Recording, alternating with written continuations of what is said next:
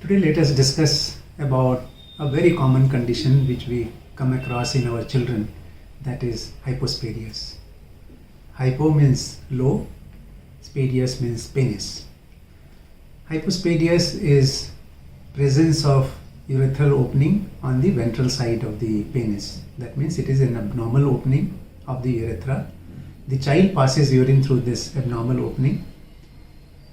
That means the urethra is not opening at the tip of the glans, which is normally occurring, and it is at the ventral surface, on the undersurface of the penis. Now, what are the causes of occurrence of hypospadias?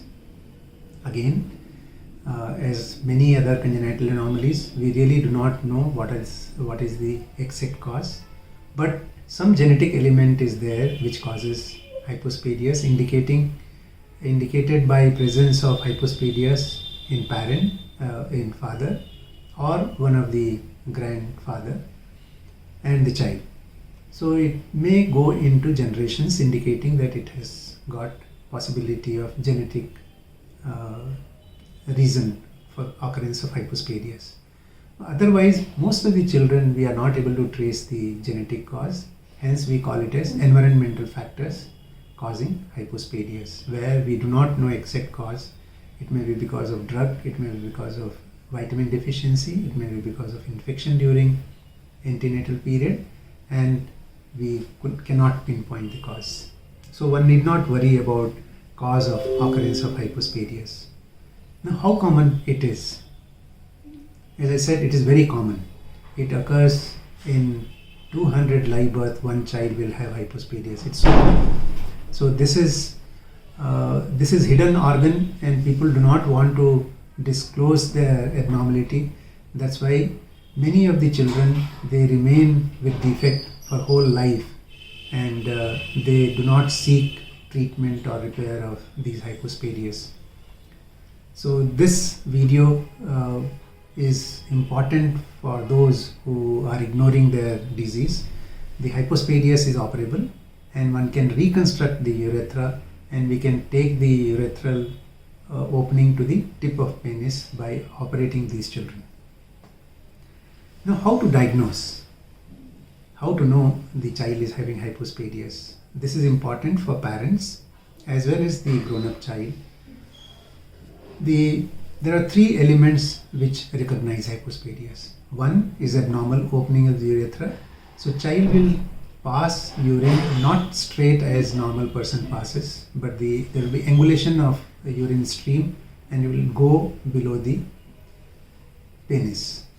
Most of the time it spoils the clothes, and the child is not able to pass urine in public because of the abnormal direction of the urine. Second, the prepuce is hooded. It is almost like an umbrella. Large amount of tissue is there in prepuce, and that is known as hooded prepuce. And third, the ventral curvature. The penis bends on the underside, and that remains abnormally short. It looks like short. Fourth is the microphallus. Many of these children with hypospadias may have relatively small penis. So these are the 3 or 4 points by which we diagnose that child is having hypospadias. When you visit the surgeon or a doctor or a pediatrician, they will say this particular type of hypospadias.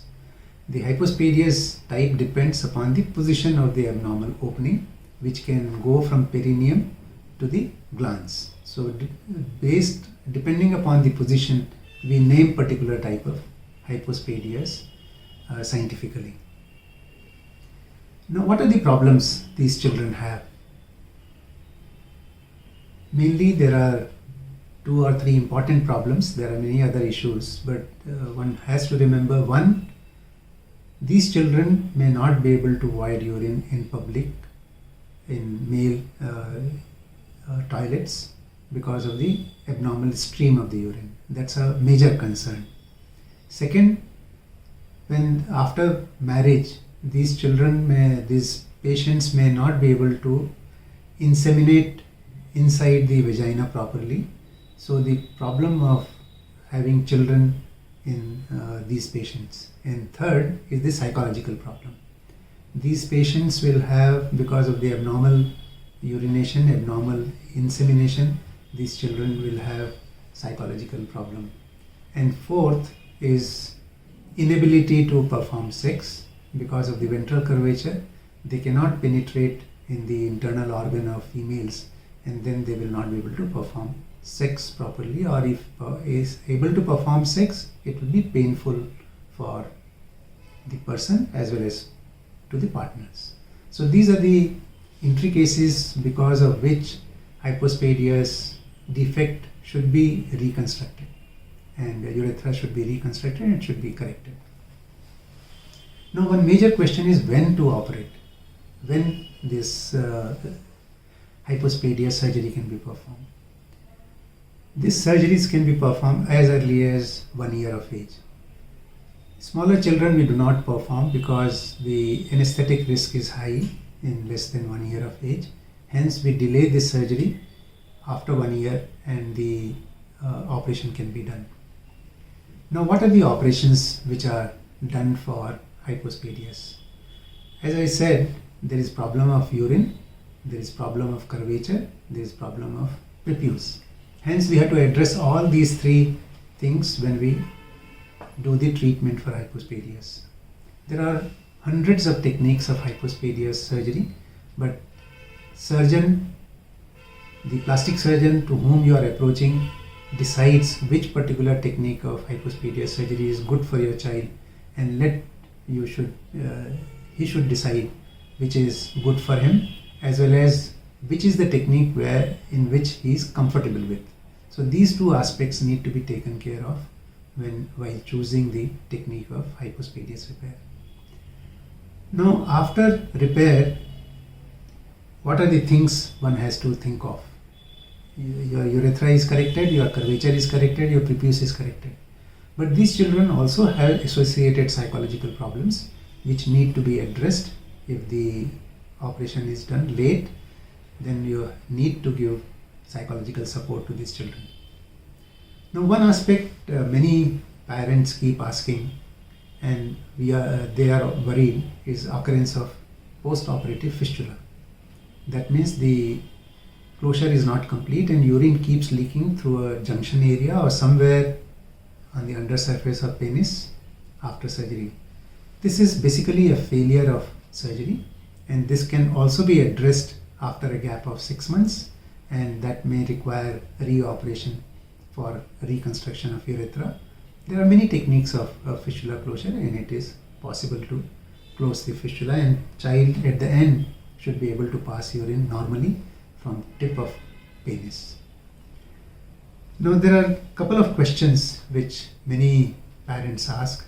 One is what anesthesia to be given to the child. There are many techniques of anesthesia, and that should also be left to the anesthetist, but it can be done under general anesthesia, it can be done under spinal anesthesia, or it can be done under caudal block. So these are the three techniques by which one can give anesthesia. One should always leave the technique, time and material and the place to the surgeon for hypospadia surgery, because surgeon should be comfortable and there should be good favorable atmosphere in the hospital and the operation theatre for performing this skillful surgery. Who should operate hypospadias? So how to select? There are plastic surgeons who do hypospadia surgery, pediatric surgeons, as well as urologists. So mainly these three specialists perform hypospadia surgery. One should choose the surgeon who has experience of performing hypospadias and who is comfortable operating in small children. Technically, all the specialists are able to perform hypospadia surgery. What is important is the surgeon should be skilled. You should have good environment available inside the operation theatre and inside the hospital for post-operative management, and should have all the facilities to manage hypospadias children. At the end, all children with hypospadias should be able to pass urine through tip of the penis without any problem, without any hesitation. Thank you so much.